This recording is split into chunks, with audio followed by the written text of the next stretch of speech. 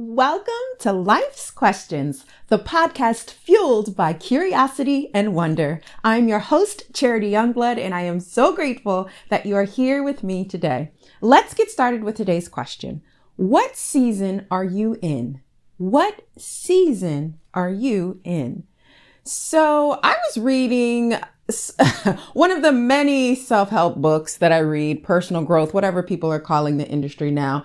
And I actually won't share the title just in case you actually like this book. And I don't want to make it, anybody to take offense. But I started reading and it just wasn't hitting. Like I'm an avid reader. I read all the time. I read at least a book a week.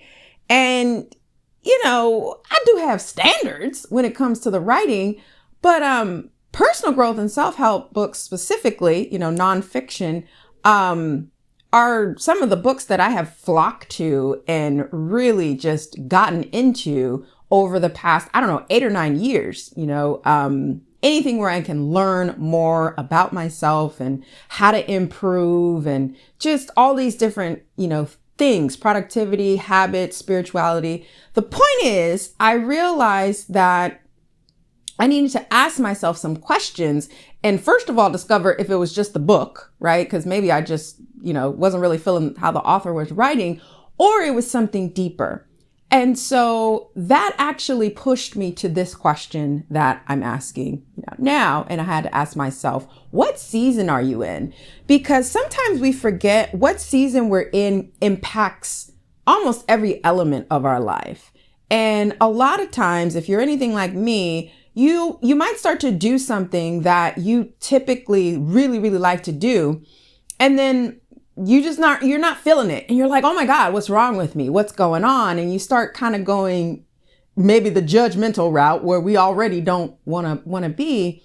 But I think it's super important to just kind of check in, first of all, and acknowledge how the different seasons that you're in affect the elements of your life.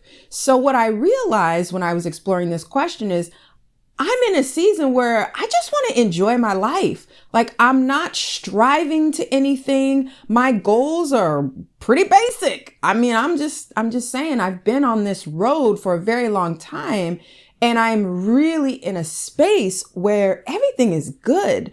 And it hasn't always been that way. I haven't always had the tools to really ground myself in, putting my mental and emotional health first. I haven't always felt like I've had the best relationships and the people around me. So this has been an 8, 9, 10-year journey.